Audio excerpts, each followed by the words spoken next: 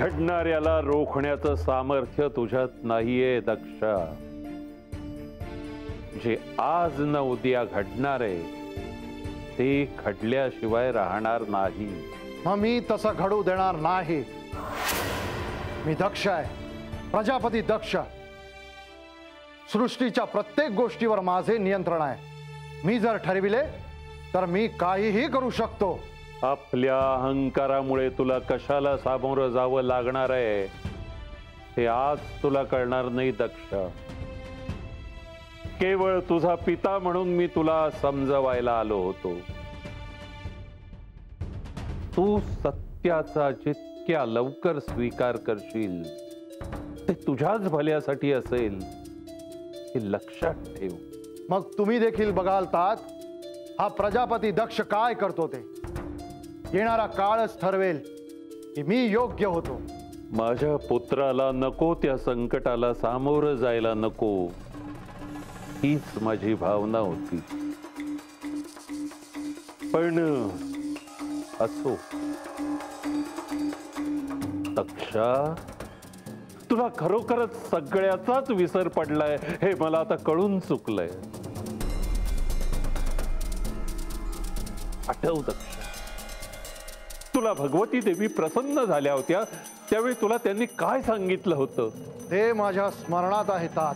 नाही, तुला ज्याचं विस्मरण झालंय ते आज मी तुला पुन्हा सांगतो। तुला भगवतींनी हे सुद्धा सांगितलं होतं की ज्यावेळी तुझ्याकडून त्यांचा अवमान होईल त्यावेळी त्या स्वशरीराचा त्यागही करतील।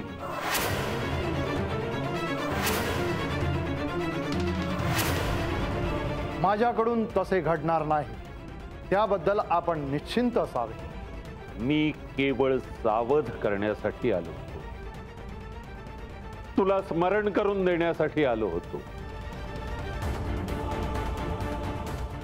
जे घडणार आहे ते मला आणि सर्व सृष्टीला ठाऊक आहे। केवळ तूच त्याचा स्वीकार करण्याचे टाळतो आहेस। येतो मी।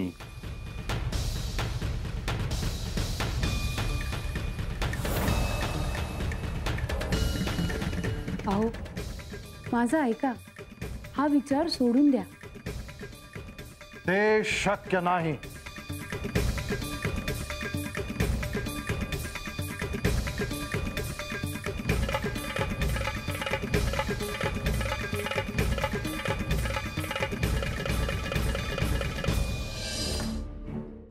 नारायण नारायण। मुनिवर, साक्षात त्रिदेवाने त्यांना समजवलं तरी त्यांचं मतपरिवर्तन झालं नाही। होय देवी, त्यांनी मनोमन जणू हे निश्चितच केलं होतं। आणि इतकंच काय तर यापुढे श्री महादेवांची भक्ती केलेलीही त्यांना आवडणारी नव्हती।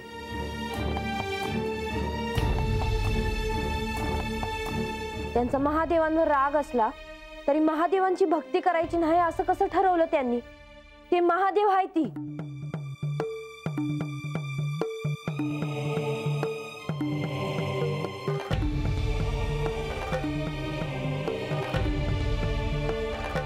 मला आपला हेवा वाटतो। आपणास महादेवांसारखे पती लाभले। मला कल्पना आहे हे वाटणं हा एक अपराध आहे। मी स्वतःला थांबवण्याचा प्रयत्न करूनही माझं महादेवांवरचं प्रेम कमी होत नाही।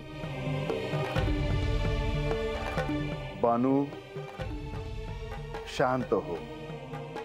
तुला जो राग आला आहे तो का आला आहे हे मला जाणवत आहे। परंतु बानू, त्या क्षणी ते तसं घडणं हे अत्यंत आवश्यक होतं। आता ते का घडलं हे लवकरच तुला कळेल। हे प्रभू, हे महादेव, हे सर्वत्र काय चालले आहे? नंदी, तू कसली चिंता करत आहेस? प्रजापती दक्ष यांनी आपली प्रत्यक्ष श्री महादेवाची, माझ्या आराध्याची पूजा करायची नाही असा आदेश दिला आहे. एवढेच नाही तर आपले प्रतीक असलेले शिवलिंग कोठेही नसावे असा आदेश देखील त्यांनी काढला. प्रजापतीला जे काही करायचे आहे ते त्याला करू द्यावे, चिंता नसावी. पण मग ह्याचा अर्थ काय आहे प्रभू? मी श्री ब्रह्मदेवांना शाप दिला होता की ह्या पृथ्वीवर त्यांचे पूजन होणार नाही. हा त्याचाच प्रतिशोध आहे. पण मग आता आपल्या भक्तांनी काय करायचे? मी केवळ मूर्तीत आहे का? नाही, मी माझ्या भक्तांच्या हृदयात आहे. ज्यांचे चित्त माझ्या पाशी आहे मी त्यांच्या चित्तात आहे. माझे भक्त कुठेही असो, मी केवळ त्यांच्या एका हाकेच्या अंतरावर आहे. होय प्रभू, परंतु आपले नाव, शिवलिंग आणि मंदिरं नष्ट केली जात आहेत. प्रजापती माझी मंदिरं नष्ट करेल, माझी चिंताच नष्ट करेल, परंतु तो मला नाही नष्ट करू शकत. या सृष्टीत मी आधीही होतो, आताही आहे आणि ह्यानंतर ही असे. मी चिरंतन आहे. आता आदिशक्तीचे, साक्षात भगवती देवीचे एक नवपर्व सुरू झाले आहे.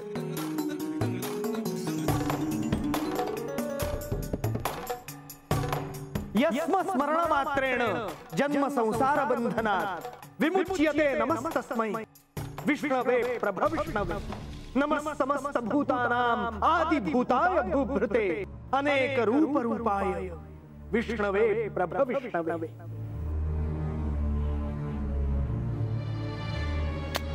नारायण नारायण. ज्यांच्या केवळ स्मरणाने मनुष्य जन्म मृत्यूच्या बंधनातून मुक्त होतो, जे सर्वांच्या उत्पत्तीचे मूळ कारण आहेत, अशा श्री विष्णूंना माझा नमस्कार असो. मुनिवर, आख्यानात असे अचानक विष्णूंची स्तुती करण्यामागे काहीतरी विशेष प्रयोजन असेल. नारायण नारायण. होय देवी, यामागे निश्चित असे प्रयोजन आहेच. जसे श्री विष्णू माझे आराध्य आहेत, तसेच ते प्रजापती दक्ष यांचेही आराध्य होते. देवी सती लहानाच्या मोठ्या होत होत्या आणि जसे श्री विष्णू हे आपले आराध्य आहेत, तसेच आपल्या मुलींनीही आपल्या आराध्याचे आपल्याप्रमाणेच पूजन करावे असा प्रजापती दक्ष यांचा मानस होता. आणि म्हणून त्यासाठी जणू ते सर्वांना दीक्षाच देत होते. आपल्या कन्येचा श्री महादेवांशी विवाह होऊ नये असाच प्रजापती दक्ष यांचा मानस होता. आणि म्हणूनच देवी सती यांना देखील ते पूजना संदर्भात सांगत होते.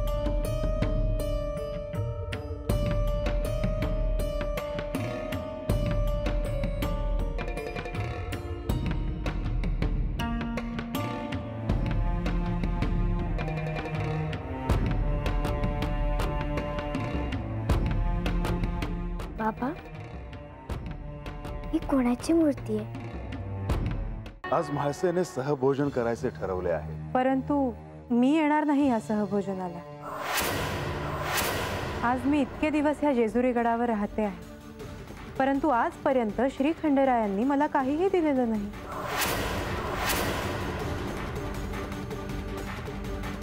तिला असं धगधगतच ठेवायला हवं, त्याशिवाय ती सत्यापर्यंत पोहोचू शकणार नाही. जितकी प्रतिकूलता तितकी तिची समजून घेण्याची आकांक्षा वाढीला लागेल.